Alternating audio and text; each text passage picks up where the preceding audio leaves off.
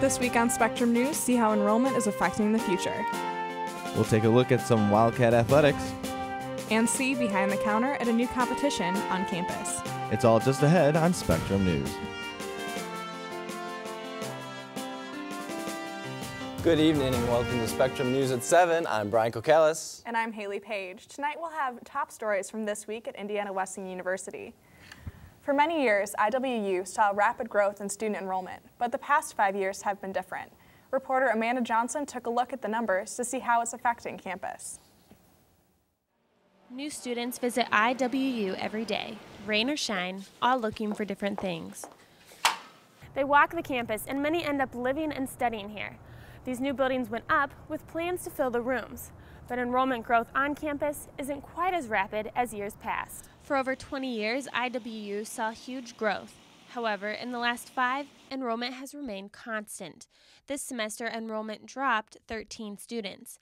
But with a campus this size, the financial offices aren't too concerned. All of our indicators of strength and enrollment, like campus visits, applications, inquiries, are all growing. The dip in enrollment may not be drastic, but the lack of growth is enough to get everyone's attention. There's pressure on not just the admissions office, but the entire university. The admissions office plays a big part in recruitment. Few adjustments are being made to the budget yet, and Dr. Kilty says the university is unwilling to make cuts that affect academic quality. Sometimes they're little things, sometimes they're big things. We're saving hundreds of thousands of dollars in the budget by going paperless. It isn't a growing year, but potential students keep coming, and some may return as full-time students next year. For Spectrum News, I'm Amanda Johnson. IWU prides itself on providing a safe environment, but recent campus thefts have threatened that safety. Public places seem comfortable for most IWU students, but that laid-back atmosphere has turned them on targets for thefts. 3 active theft cases have been reported by campus police this semester. Campus coordinator Mario Rangel has steps that can be taken to prevent theft. Never, ever, ever walk away from your stuff, because I'm a firm believer that, well, I know from facts that if people was not to walk away from their stuff, there wouldn't have been one theft. So, and that's the greatest way to prevent it. Wallets and other personal belongings such as book bags and cell phones are most commonly stolen items. Students can look up tips and more information on IWU Campus Police Facebook page. Students at IWU make cards for those who serve in the military to show their appreciation for the troops. Reporter Eli Whaley saw how some students give back. At the Jones Banquet Room, all different kinds of cards were made. Thanks Serving allowed for IWU students to come and show their appreciation for those serving in the military by making their own cards. One of the students involved, Josh Rumpel, wants to relay that message. To raise awareness that the military is not thanked as much as they should. We're just trying to do our part in thanking them and giving them what they deserve. Making cards, however, wasn't just for the servicemen and women. It was also for the students. Making the cards helped students and leaders of the event, like Becca Coffey, to be reminded of the importance of serving. Just lessons about serving others and being able to be bold and express gratitude where gratitude is due. Though the event wasn't huge in numbers, the main focus was for students to express gratitude to as many military members as they could. No matter how small the number of cards, the students can know that those cards made will positively influence the soldiers. For Spectrum News, Eli Whaley. Yeah, it's really great to hear that people are doing this. When my brother was overseas, I feel like we never got enough mail to him. Yeah, it's always great when people, help the troops out and send mail and things like that. When we come back, we'll hear about an author who visited campus this weekend. And see how hard IWU's maintenance team works to keep our campus clean. Welcome back to Spectrum News. We still have a lot to talk about tonight. Do you remember the book you had to read when you were an incoming freshman? Yeah, I think our class read Shane Claiborne's book. Each year, the UNV 180 class has summer reading for incoming freshmen. Dr. Pete Ward, the author of God's Behaving Badly, came in from London this weekend to talk to some students. Students filed into the Globe Theater to participate in a talkback session with Dr. Pete Ward. Students were encouraged to ask questions and listen as Ward spoke about his book. God's Behaving Badly talks about the celebrity side of culture and how people have become idols in our lives. Ward was blessed with the opportunity and didn't expect the book to end up here. Truth is, it's come as rather a surprise to me that students at Indiana Wesleyan are reading the book, and because I had in mind kind of academics or people researching in this area. Dr. Brad Garner, UNV 180 coordinator, says the book was the closest to the course topic, and that's why it was chosen. The maintenance staff may be overlooked at times, but their work ethic is one quality that keeps IWU looking great. Reporter Matt Littman found out what happens after hours. Overnight, while the students are sleeping, the maintenance staff is hard at work. Yet they are some of the most overlooked employees on this campus.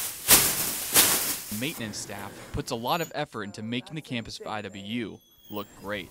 Although the jobs may seem basic, the jobs require time and patience. And it's about 2 hours of sweeping. And then, so you gotta do that, and you have to get the trash out of the classrooms, and anything else needs to be cleaned up while you're doing all that stuff. And it can get pretty rough, but you just gotta do it, you know.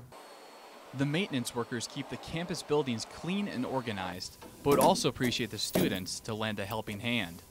One day in inaugural, we picked up 57 glasses sweeping. That's a lot of glasses. It'd be nice if they pick up their glass and threw it in the trash. That'd help tremendously. For Spectrum News, I'm Matt Littman. Nearly 400 students were at Indiana Wesleyan this weekend for the National Association of Teachers of Singing competition.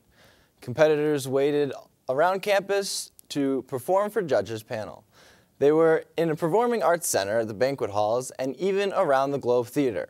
IWU participants congratulated their peer junior church music major, Zach Roth, who says he wasn't expecting to place for a second year in a row.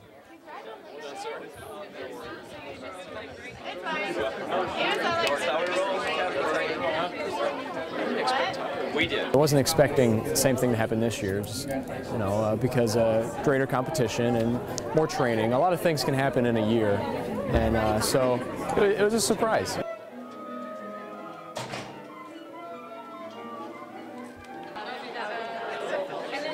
NATS competition. Did you see how many people were just around campus, the Student Center, that day? Yeah, it was crazy. Everyone wanted to see what was going on. Yeah. When we come back, we'll step into Lucky Arena, wrap up the volleyball regular season play, and we'll take a look at the results from the Caleb Demick tournament play. Welcome back. It's been another busy week in IWU athletics. Sports producer Tim Decker is here to give us an update on all things Wildcat sports. Thanks, Brian. Some fans were wondering if the Indiana Wesleyan men's basketball team would be as good as the #2 preseason ranking it received. After this past weekend's Caleb Demick Classic, the Wildcats proved they're for real. IWU defeated Grace Bible College on Friday 71-68. Sophomore guard Jordan Widener led the Wildcats with 22 points. The mega match, however, was set for Saturday afternoon as the Caleb Demick Classic ended with a thriller. The #2 Wildcats hosted the #4 Bellevue Bruins. Let's take a look at the highlights.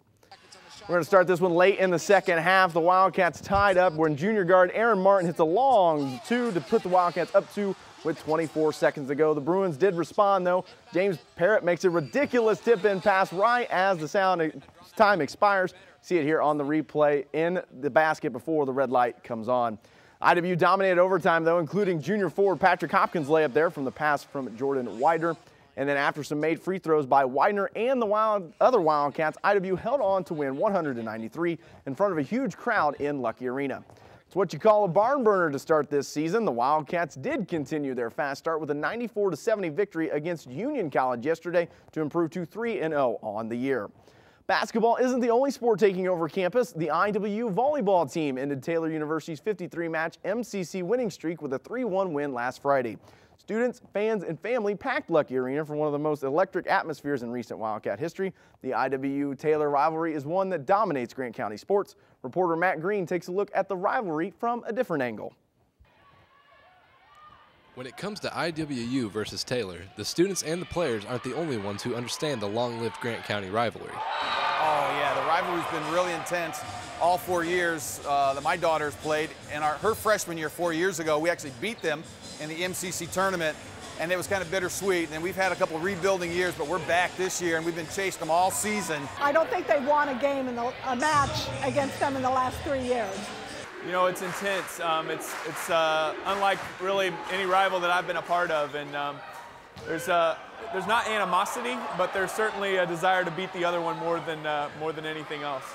Parents and faculty of these hard-hitting teams seem to know what it will take to win. So if we don't let them get in our head, we will beat them. Statistically, we're a stronger team. We have better statistics overall as a team than Taylor does. And so it'll be a mental game tonight, and if we don't let them get in our head, we'll take them. Well, I'm hoping it's Kelsey Pritchard. She's a senior, over 2,000 kills, and just a tremendous player. And she's got the experience, has played in a lot of big matches, national tournament. Any final words before the big match? And I know that we should be able to beat them tonight. They're confident in being able to take Taylor down to the wire, and anything can happen when you get in that 5th set. Taylor has confidence.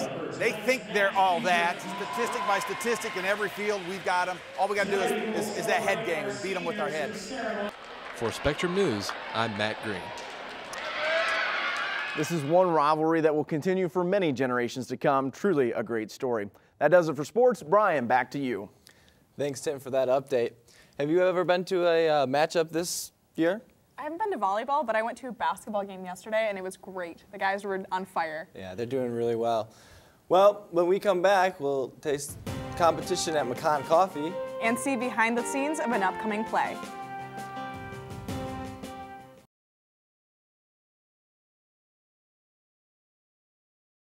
Back to Spectrum News. Have you noticed how cold it's gotten the last couple days? Yeah, and you know what I do when it starts getting cold out is I drink a lot of hot chocolate. Yeah, I drink way more coffee. Speaking of coffee, the first annual Barista Challenge was last Friday in McCann Coffee Company.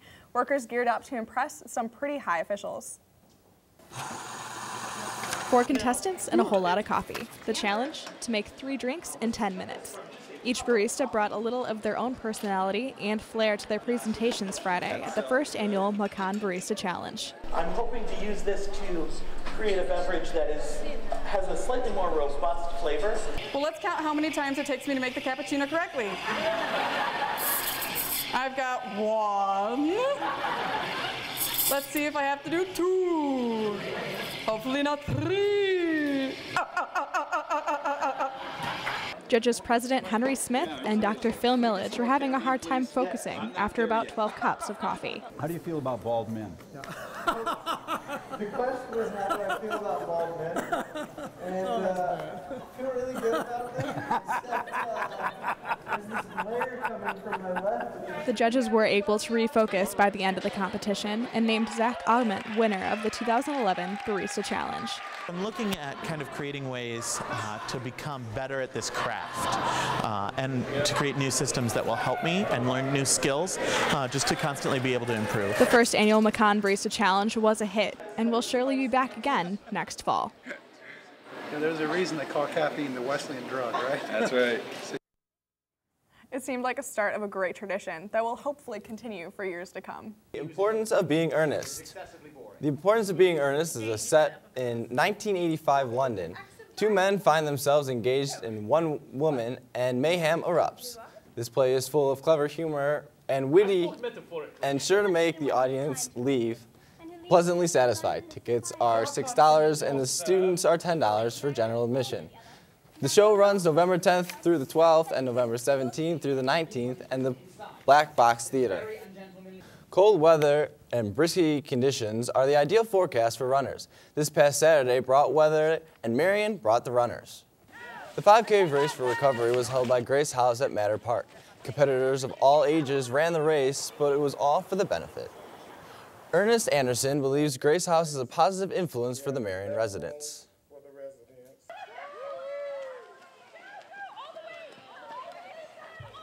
Support is needed. You know, I see lives are being changed. You know, a lot of the guys, not everyone that comes there makes it through, but everyone that comes there does leave with something. Bring it out. Every runner finished the race from all ages 5 and up. The race was fun and enjoyable, but the meaning behind the race was so much more. There will be another race next spring.